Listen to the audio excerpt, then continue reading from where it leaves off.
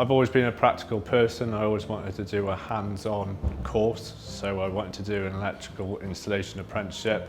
Coming into college is very similar to working out on site because you've got workshops, you're doing practical skills, so you learn the theory side of it and then it's put into practice, and they link it with what you do in work, so it helps you to understand what you're actually doing. I just done the ECA Edmonton's Apprentice of the Year Award, and the help that the college and JTL and my employer has given me really has made it worthwhile and helped me get where I am today and to help me win that award.